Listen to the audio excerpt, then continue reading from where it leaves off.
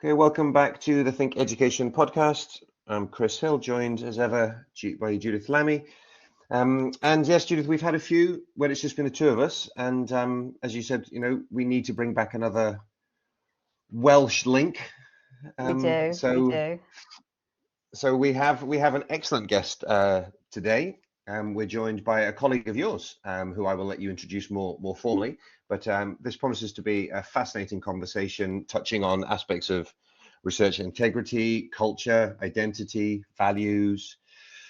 How many more buzzwords can I throw in? Internationalization, transnationalization, global, everything we can possibly think of. So yeah, I'm very much looking forward to this conversation. And over to you, Judith, for the more formal and staid and proper introduction of our guest. I do love it when you build it up like that, Chris, and then it isn't like that at all. Yes, back by popular demand, a guest on the Think Education podcast, because people are too tired of just listening to Chris and I talking, and it's always great when we have fantastic guests. Now, I'm really delighted today that we've got Professor Ian Mabbett, a great colleague of mine, joining us today. I'm going to let Ian introduce himself shortly, but is Deputy Pro Vice Chancellor for Research Culture at the university. He's also a professor in chemistry, in the chemistry department, but it will be so much more than that. You can explain the detail of what that is, because Ian has had the delight and pleasure also of being overseas with myself. And indeed, we've got lost in KL together with another colleague too. Again, one of the other delights of we weren't lost. We were directionally challenged, I would say. We were directionally. We were exploring. We were exploring our surroundings and embedding ourselves within the culture, weren't we? Whilst possibly getting slightly further away from the hotel than we were intending to begin with. So really pleased that you could join us, Ian. We have been talking a little bit in the run-up to this conversation, particularly about international higher education, internationalization, and that strong intersection, not only with learning and teaching, but with research and research culture as well. And I did say to Chris, it would be great if we could ask Ian to come along to join us. So we're so delighted that you can join us, Ian. So over to you, maybe, just to tell us a little bit about yourself, what your actual professorship is in terms of the detail, but maybe a little bit as well, particularly about that research role that you've got at the university. Yeah, thank you, and absolutely delighted to be with you today. I think the topics that you talk about are all close to my heart. So a little bit of background, as to say, I am Deputy Pro Vice Chancellor for Research Culture, but I've worked in sort of international projects for quite a long time, and I guess the real background, so as I say, chemistry, then I moved over to materials engineering, then back to chemistry to restart a department there. My focus initially in life, I guess, was on speeding up industrial processes. Okay, I'm going to be honest with your listeners. My thesis was all about watching paint dry. So I did spend. Awesome. I'm really impatient, so I did it very quickly. And then from that, drifted into the world. You're so going to steal that line, Ian. Yeah. So listeners, watching paint dry. Now you get to listen to paint dry, far more exciting. But from there moved into renewable energy, but the same idea. How can we make things that are less resource intensive, do it quickly? I guess I'm just impatient. And then from that world, that was really focused on kind of UK economic growth. But very quickly you drift into there's other parts of the world where this is going to be really helpful and really valuable. And I think that was my first sort of toe in the water, really, was around international development and global challenges, which started to, I guess, broaden my horizons in terms of the place of universities overseas. And of course, education's a big part of that as well. And that's one of the things which will, I guess, be a thread through our conversation, is the connection between our research activities, our innovation activities, and the skills and talent and the educational piece that we need to fill those gaps when we do something disruptive. So that's me, I think. That's great. Thanks so much, Ian. And I'm going to hand over to Chris in a moment just to pick up on a couple of those points. But maybe I could start the ball rolling with maybe just some of your thoughts and reflections on, you know, on almost the current state of play when it comes to international higher education, when it comes to research and that intersection with research, given all of the changes that we've had within, you know, the higher education landscape, particularly over the last few years. I mean, we still harken back a little bit to COVID and the changes that took place then, of course. But, you know, having yourself been in this space for quite some time, you know, have you noticed in particular over the last few years, you know, significant numbers of changes within the sphere in which you operate? Yeah, definitely. I mean, I think it's been an interesting period of change, a lot of consolidation of effort, actually, a lot of sort of bringing together of different parts of what we do. And I think that that's actually really important. I think that's key. In my very earliest endeavors of sort of research overseas, that would have been quite disconnected from the other efforts that we might have going on sort of within that region or that country. And I can see now, you know, I mean, our trip last year, Judith, is a perfect example of where we brought together existing authentic presence in a region where we bring together our alumni communities. So we've got those those sort of people there who can talk about their lived experience of their time spent with us. We bring in people who are going to bring in the next generation, and then we can tell the stories and connect up our sort of research and innovation activities to what employers in that region require, what they need, what the sort of economic opportunities are, so that we've got that kind of end-to-end process of from bringing somebody to us, connecting them to our institution, to what we do, and then sort of thinking about their futures, that whole wraparound of that life journey. And I think for me that's relatively new. I really sense that coming together of all of those bits is fairly recent, at least for us. Certainly in the past, I wouldn't have. Do you think there's a reason for that, Ian? Do you think there's a reason for that? You know, because you get the feeling that would have always been, you know, a good idea, wouldn't it? It would have always been sensible. But do you think that there's any particular reason why that has happened in the last little while in particular? I wonder if it's a focusing of the mind that comes through the recognition of the importance and actually the interplay of all of those pieces anyway. Because, you know, lots of talk in the sector about the value, and I mean value in the sense of the richness that our international communities bring to our higher education institutions, but we can't escape the issues of that funding for research will be tied to some of those activities. Students who come and join us will probably, most likely, depending on the year of engagement, are likely to be embedded within research groups to do something.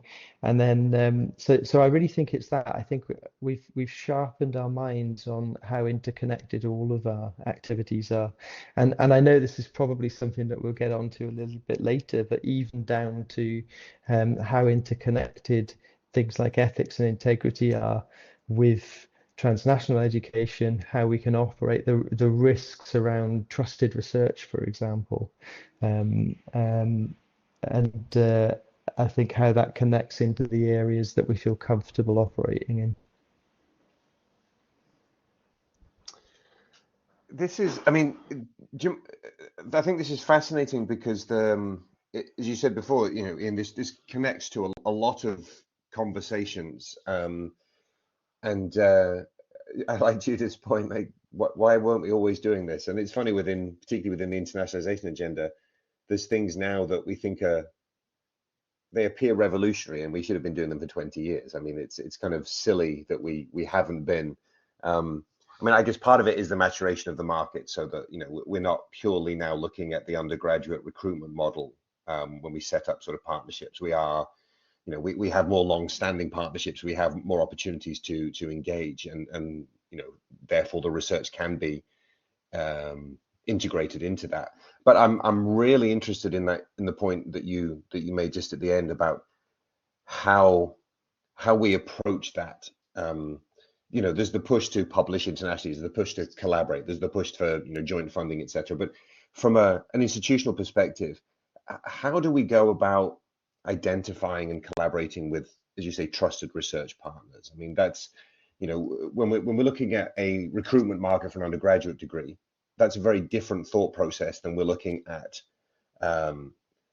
research ethical output, etc., etc. I mean, how do you approach that, and how does that balance with the value set? Because we've had a lot of conversations recently in the space about, well, University X won't go to country Y because it doesn't have the right academic freedoms. I mean, which is a conversation we need to have in the West as well nowadays, right? So it's not unique to the non-Western approach. But I'm just interested in your thoughts on how this works, or is working, I guess, rather than works absolute.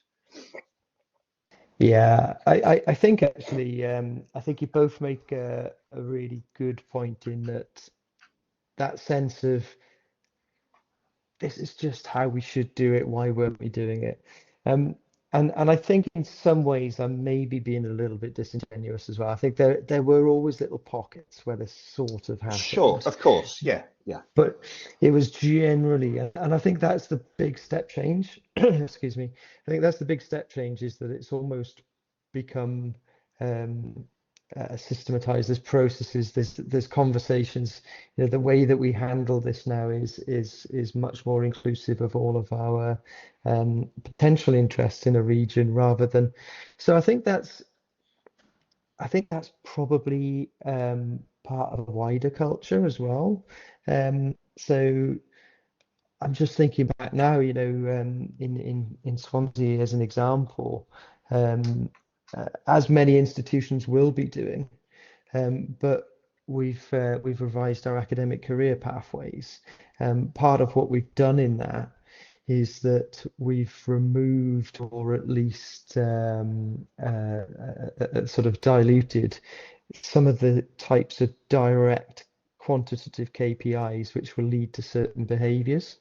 And I think that has perhaps been some of the challenge in the past, is that people were driven by sort of narrow definitions of success. We've even got a whole stream around collegiality, leadership and management now, which to me is the bit about being selfless. It's about thinking about the wider organization and the compound benefits rather than the individual benefits.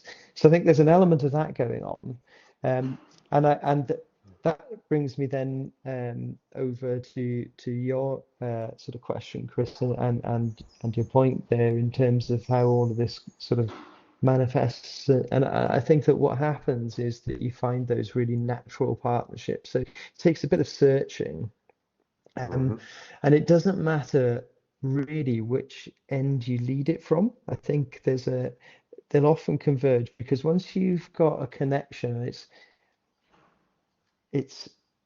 I think it is a values connection. Once you've got a values connection, once you meet a group of partners and it just clicks, and of course, I know the listeners won't be able to see this, but I'm looking at Judith at this point, because I'm thinking about some of the meetings that we've been in, where you just know, you get a real sense and a feel and an energy, and straight away you think, hey, this is the group of people that I'd like to research with.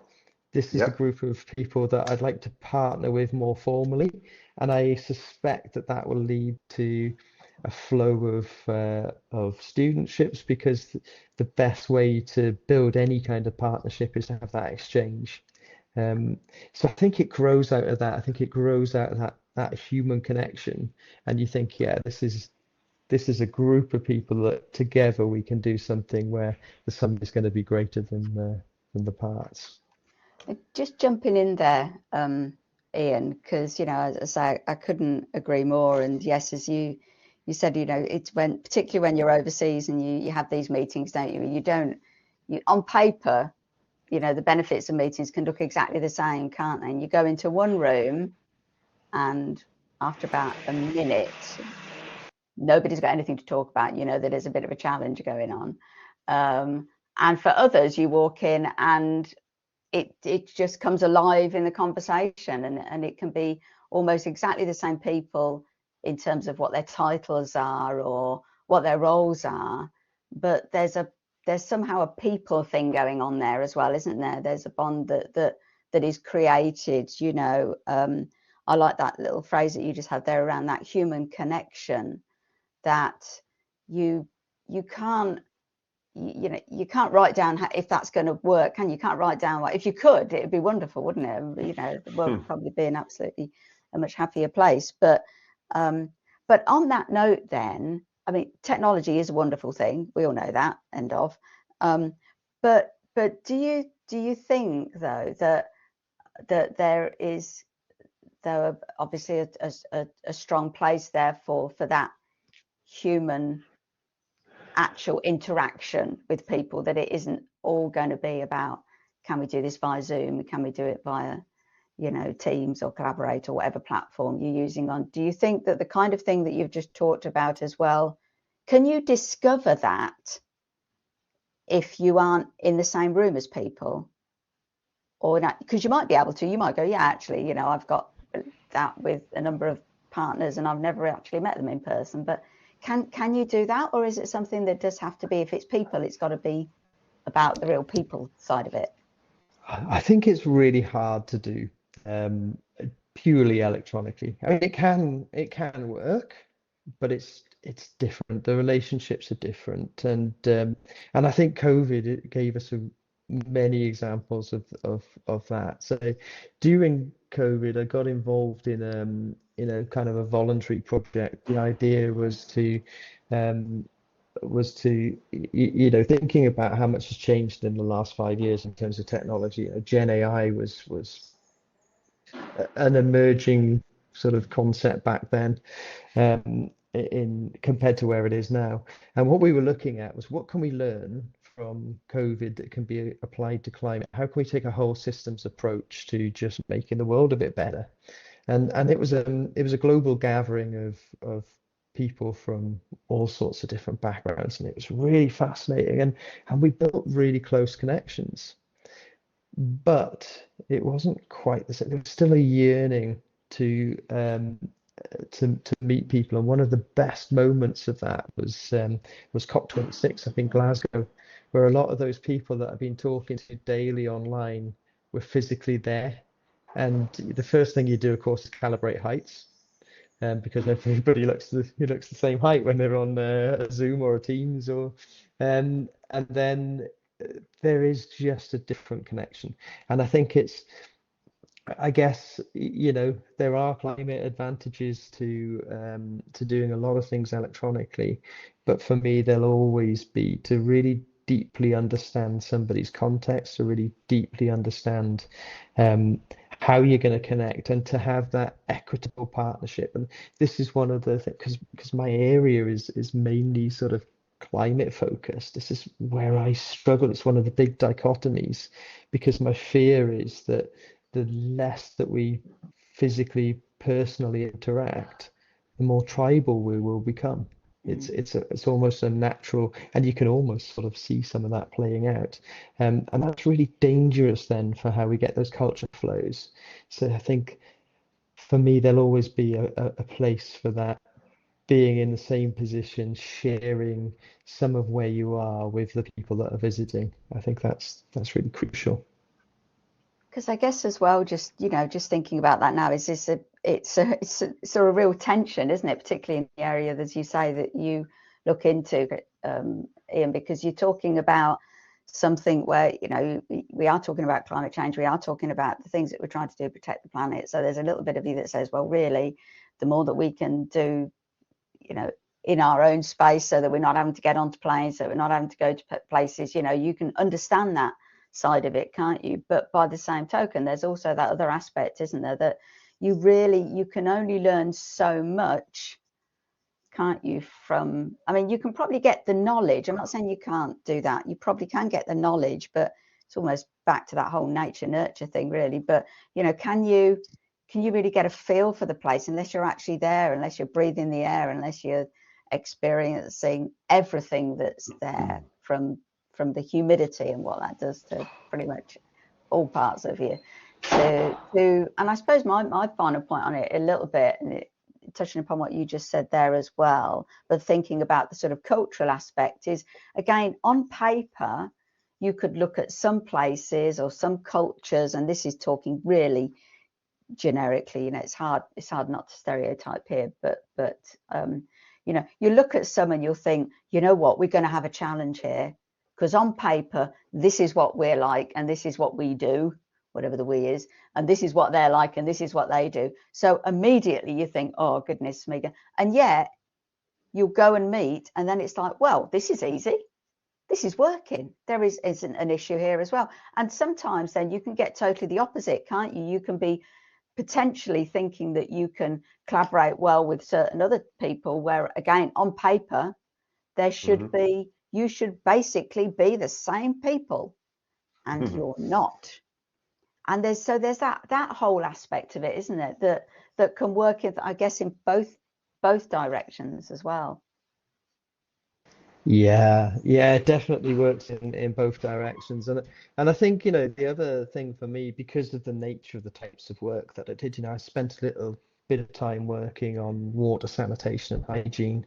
And, you know, you don't feel those challenges until you speak to the people there. You know, when you go into a village where the average sort of household annual income in dollars, because everything sort of reverts back to dollars, would be around sort of $450-500 a year. And then you really start to get a feel for how small gains can make such a big difference to lives.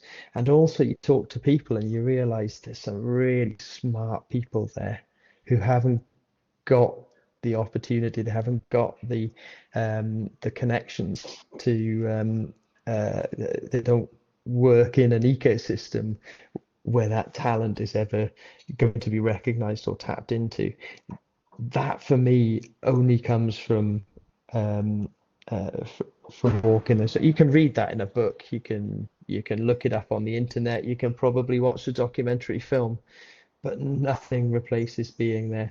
And then, as you say, Judith, there's this whole piece of, oh, this is going to be a challenge. But then you get there and you're like, actually, no, we can work around, we can get through these challenges, because there's a will, there's that, again, there's a shared value, there's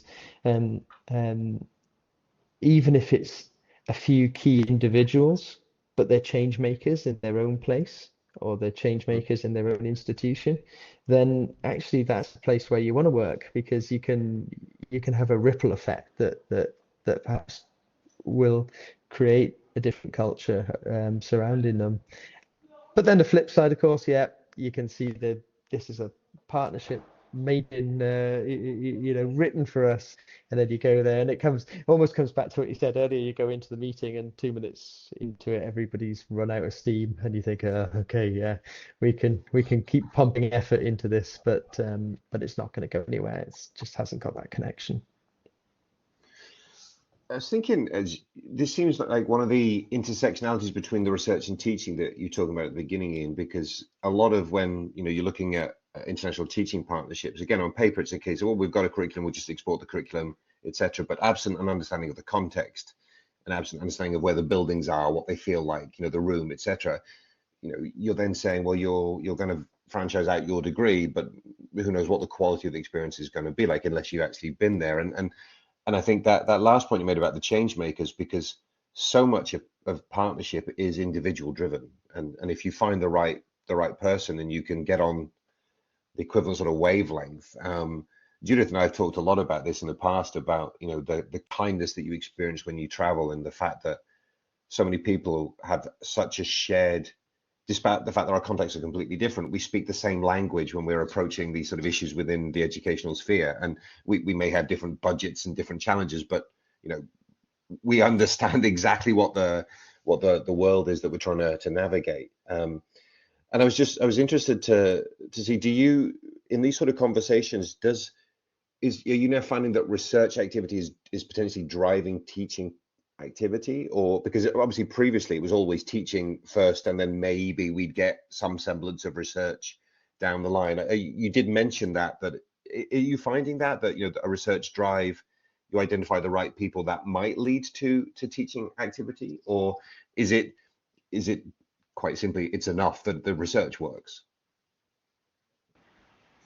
I think there's a combination of things going on there, to be honest with you. I think first of all, I'll just touch on the kind of the export idea. And I'm going to take an entirely sort of research view on this, but I think very quickly we'll see the parallels to education. It's exactly the same thing, but it was just a lesson, I guess, hard learned, which is that you know, how do I describe my research now? How do I describe what I do? I mean, I touched earlier on systems approaches to tackle sort of global challenges. The reality is, when you break that down, it means transdisciplinary working. So that means really sort of bringing together a range of disciplines, but also the community actors, so that you get the context, you get how appropriate a solution is going to be for the group that you're working with. And that is make or break. We need to do more of it actually at home as well, because I think we don't always do that in the UK. A lot of the areas that we work in research, there's quite an established set of drivers, and you're working within a confined space, but people don't expend enough effort, I think, in understanding where those drivers have come from, and again, the human aspects of where they come from. And I think that's exactly the same with education. I think it's about having that holistic view of what are the graduate outcomes? Why are people doing this? Why are people choosing this particular area, both geographically and disciplinary, to study? What do they think they're going to get out of it? And then what does it mean for them? What's their long-term aspirations? How can we tailor this to them? So for me, those two things are exactly the same. In terms of whether research or teaching or education come first, I think that's all a little chicken and egg. I think they kind of come together. I think what we're getting better at, though, which comes right back to that earlier point, is that you know, we've all joked about it. Academia is herding cats, right? And and I think that's what's happened in the past. I think where we're getting better as institutions is saying we're really interested in doing this in this space. Let's have a look across the institution and find out who's doing what, you know, who's doing what there. And then you'll find out the lone researcher has been doing stuff there for a while, and you know, the lone educator has got a friend in that institution. Or there's an alumni, and this is a, you know, real lived one for Judith and I. You know, there's an alumna who's a vice chancellor, and you think, oh, okay. Right. So I think it's really about pulling together all of those bits that are already happening, and then whether it's research led, whether it's teaching led, I think it all blurs into one. But you know, my point on research, and it's more the innovation end of research, is that can give us a clue as to how a market will develop. Because I think that what gets interesting for me is a lot of what we want to do is change how things work. Innovation's about disruption. If we disrupt, then we're going to create a skills gap. And if we all pull that together, we can say, hey, this is going to disrupt in this region. That means that in that region, in 5 years' time, which is a perfect time for us to plan and deliver some education, there's going to be a change in the needs of the graduate. and we can work together to do that in parallel. And I think that's where the partnerships will get really powerful. And I will stop for air in a second, but I think the last bit on this, and this was a term that was one of the kind of assessment criteria for Global Challenges Research Fund back in the sort of 2017 to 2020-ish, was around equitable partnerships. And I think that's key. It brings us right back to the what is everyone getting out of this, and what makes this appropriate for both sides? What's the value for both sides? If you can answer that, then it'll work. Yeah, it's the value, and it's the learning for both sides as well, isn't it? You know, I think it used to be, and it probably still is in some aspects, but you know, it used to be that we felt that, well, there was a dominant partner, wasn't there? It was almost like there's this partner X over here. It was almost like a teacher-pupil partnership, wasn't it, in the days of, you know, Gradgrind and Hard Times, Charles Dickens, you know. So the teacher knows everything over here, and you've got the empty vessel over here, and then you go and you pour things, and then you went, oh, you know, the world's a great place. Well, that didn't work out well in Hard Times, and, you know, stop the press, it doesn't work out well either. But so if it ever was that way, then it's probably questionable anyway. But it certainly isn't now, is it? And I think as well. So, but there might be either areas that absolutely need the technology more, because I haven't been able to put some technology in place to help with things, be it sanitization, be it, like, you know, any number of different things. I'm thinking of all of the different types of projects and research projects that we've got over the university, where we've worked with people in lots of different countries to help various different things. But there is that really important flow through, isn't there, in terms of a relationship, that, you know, you create the answer to a question that you're all struggling with by often working together. I mean, that's why we created the, you know, the answers sort of with regard to COVID, didn't we? It wasn't by some bright spark sitting on their own in some ivory tower somewhere, but it was with everybody working together in lots of different parts of the world, and lots of bright sparks getting together and then going, oh, hang on a minute, if we try this, and then you do, and then it works. And so I suppose it is that whole, the fact that that partnership, although there might be a certain need in one part of the partnership slightly more than the other, depending on what that question is you're answering, you know, the application need might be stronger in some areas for the on the ground stuff, mightn't it?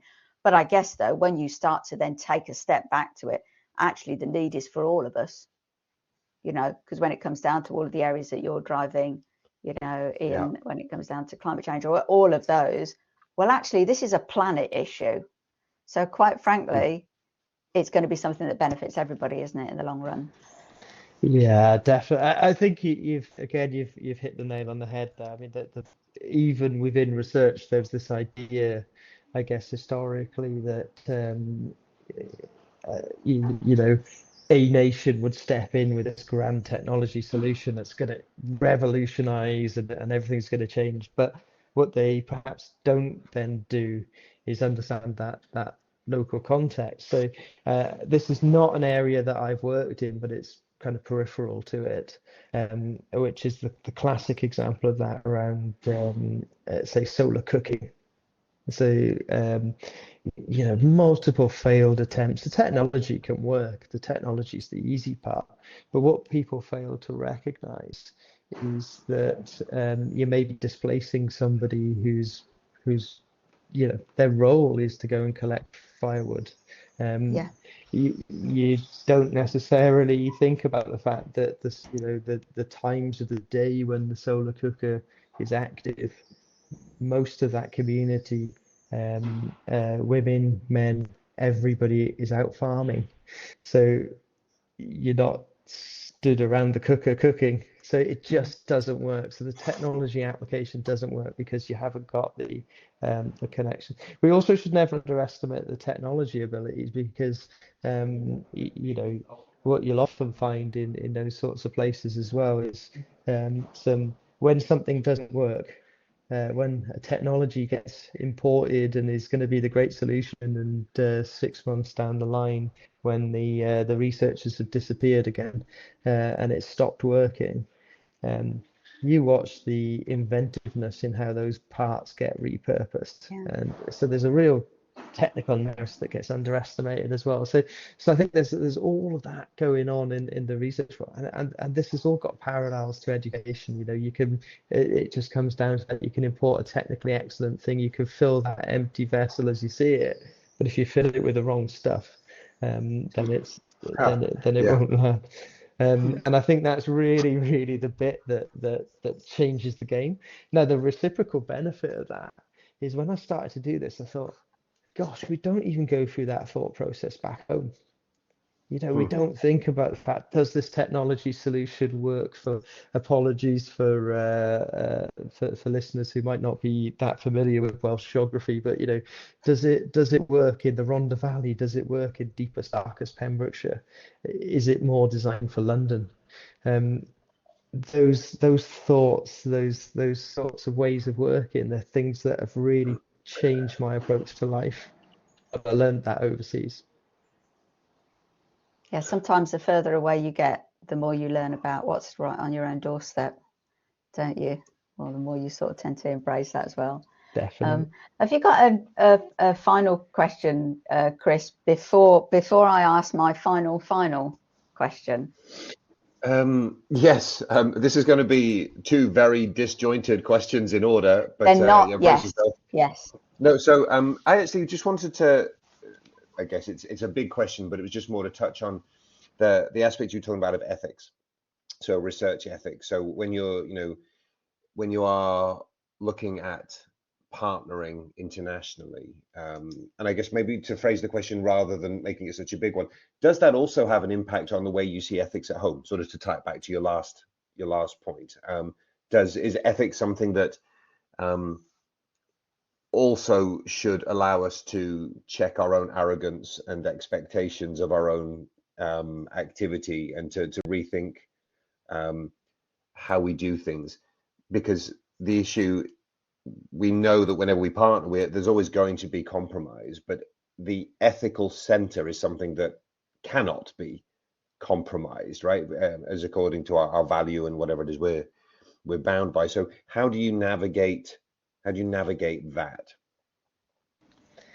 Yeah, that's a great question. And I think there's a few parts to this, really. I think, first of all, when it comes to sort of ethics and integrity, I think, everybody's got something to learn.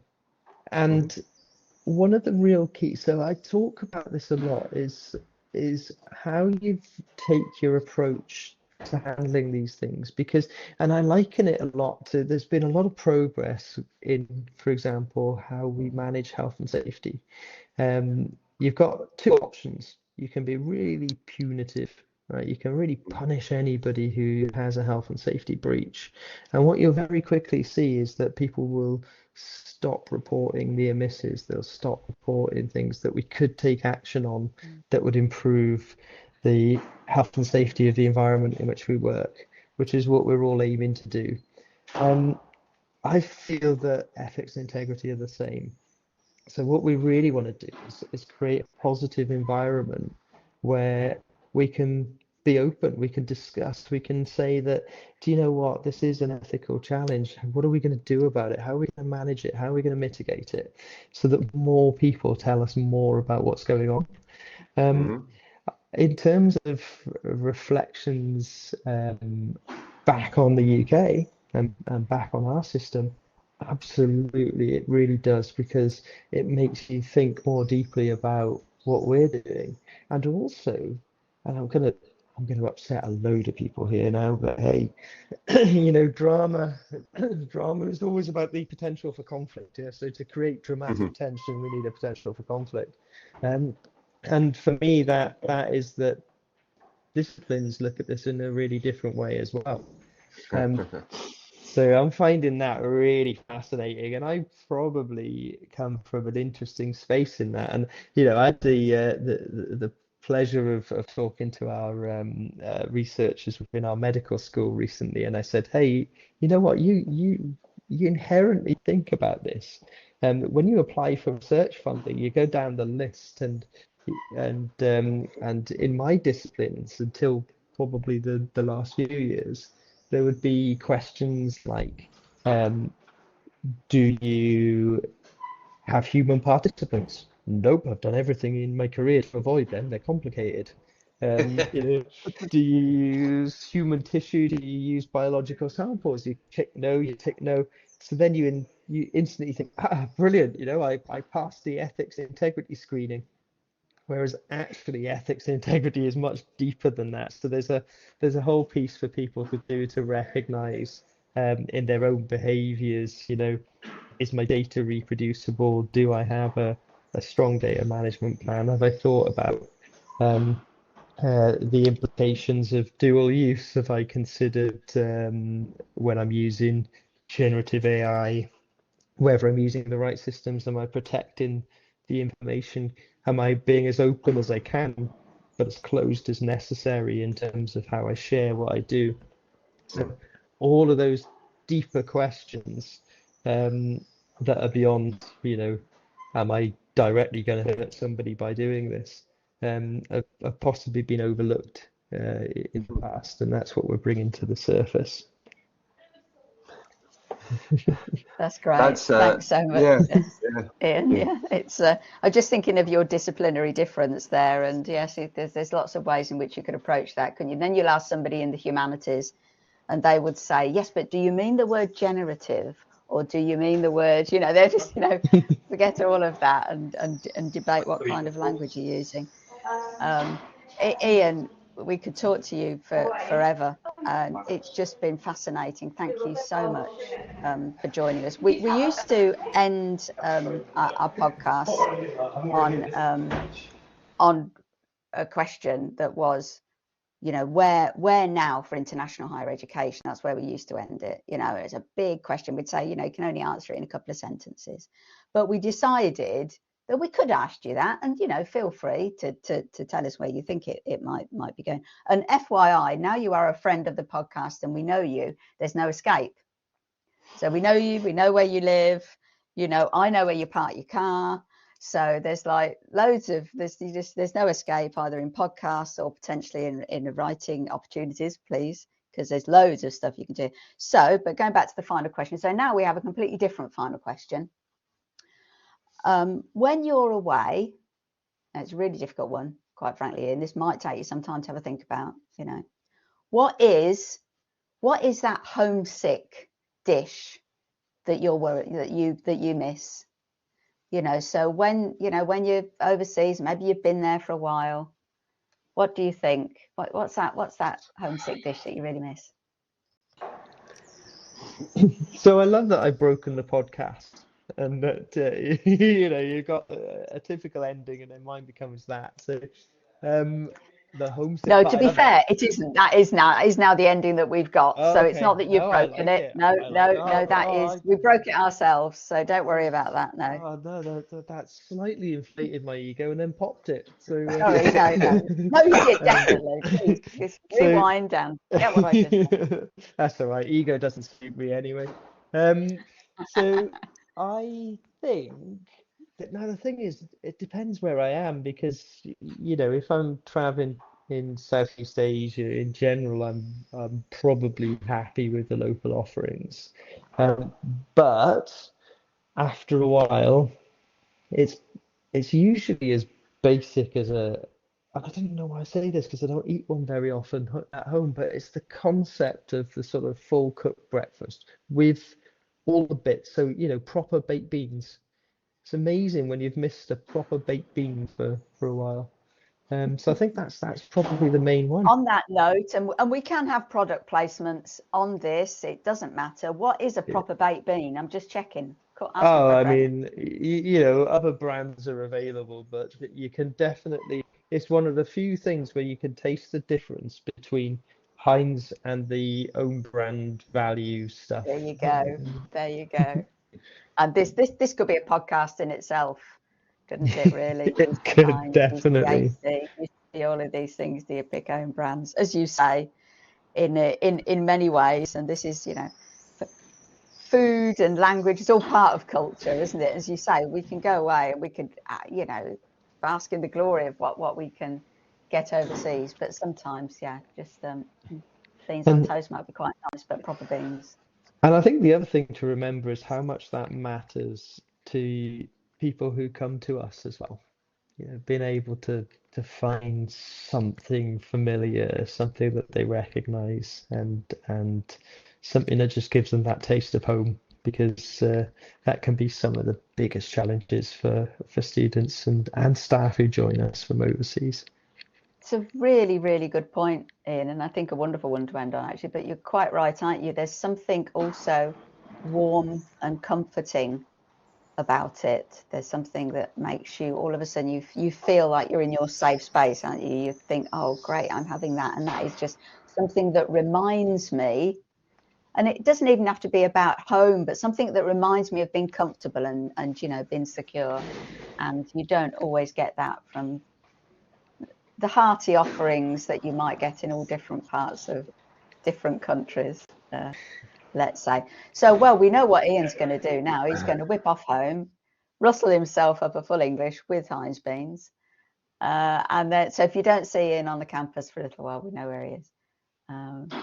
Thank you so much for joining us today, Ian. It's been absolutely delightful. There's lots of things that we can talk to you about further as well, but we're really grateful for the time that you've spent with us today, exploring the various ideas, particularly around the research, gender and culture, but how it splices in with absolutely everything else. It's just been fascinating, so thank you.